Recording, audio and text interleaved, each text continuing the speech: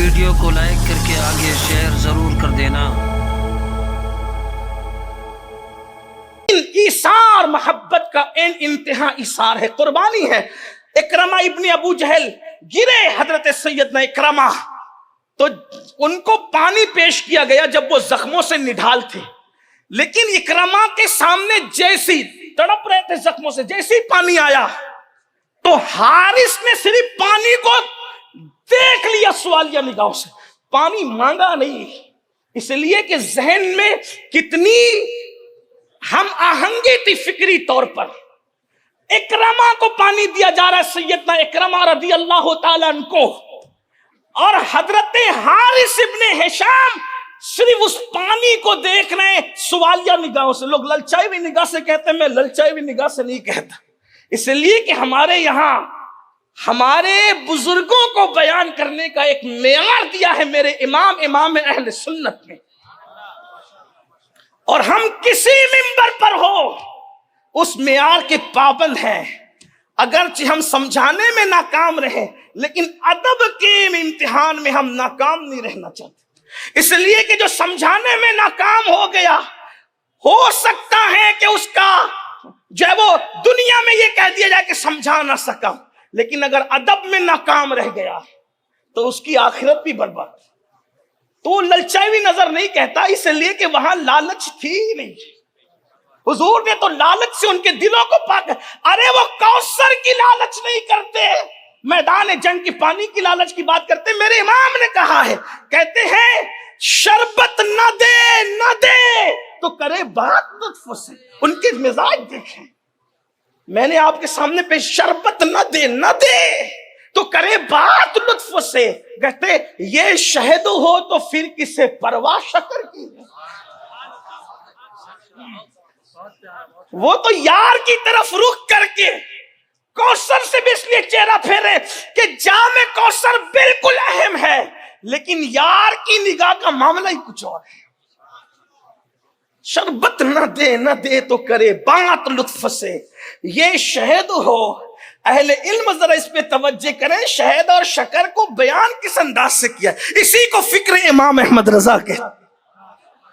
یہ شہد ہو تو پھر کسے پرواہ شکر کی ہے۔ تو عرض یہ کر رہا تھا، اکرمہ ابن ابو جہل کو پانی پیش کیا گیا اور حضرت حارث ابن ہشام نے صرف سوالیہ نگاہوں سے پانی کو دیکھا۔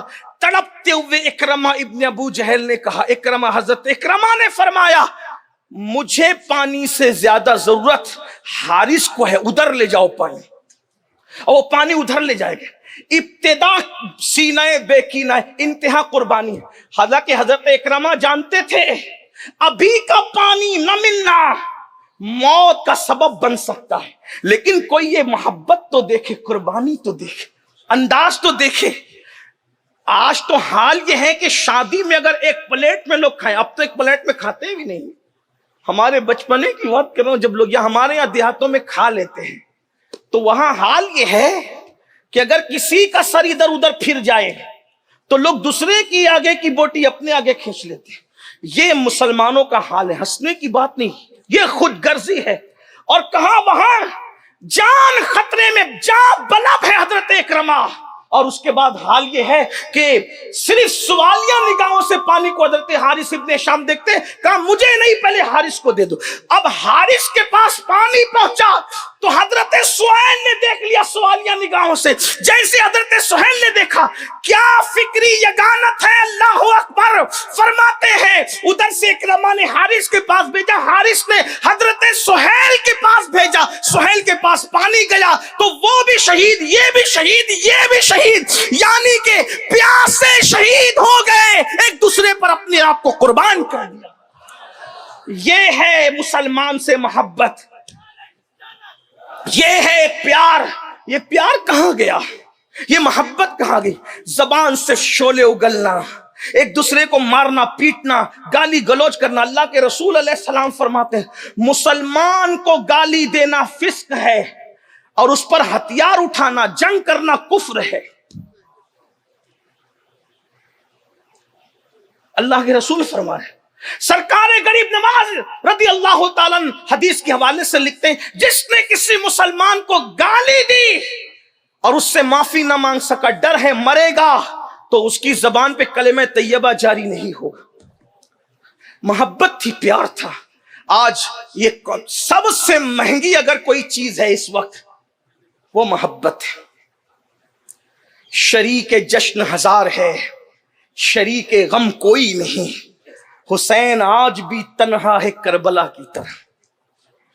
جن کے پاس دولت لگتی ہے، دولت ہے، مال ہے، تو ان سے تو لوگ محبت کر لیتے ہیں، لیکن اللہ کے لیے محبت کرنے والے کتنے ہیں؟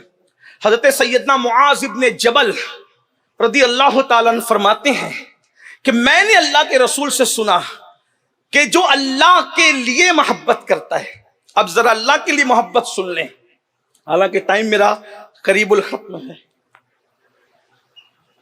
میرے باپ کے جو خطیب ہیں ممبر پہ تشریف لا رہے، میں اپنی بات شارٹ کروں گا، اور بلکہ میں چاہوں گا کہ اپنا وقت بھی تھوڑا ان کو دے دوں تاکہ آپ ان سے بھی کچھ سنیں۔ اللہ کے لیے محبت، آج محبت آپ کرتے ہو، دوست بناتے ہو پارٹیاں کرنے کے لیے، دوست بناتے ہو قرضے لینے کے لیے، یا کسی کو سے محبت کرتے ہو اس کے حسن کی وجہ، اس کے لیے اس سے محبت کرنا بھی محبت ہو سکتی ہے، اس کے علم کی وجہ سے اس سے محبت کرنا بھی محبت کے دائرے میں، اس کے لباس کے اچھے ہونے پہ محبت کرنا یہ بھی محبت کے دائرے۔ آپ تو خان صاحب نچنیوں سے بھی محبت کرتے ہو، اسی لیے تو آپ کے موبائل کے اسکرین پر ان خان صاحبوں کی تصویر ننگی ننگی لگی رہتی ہے، آپ تو ان سے ہی محبت کرتے ہو۔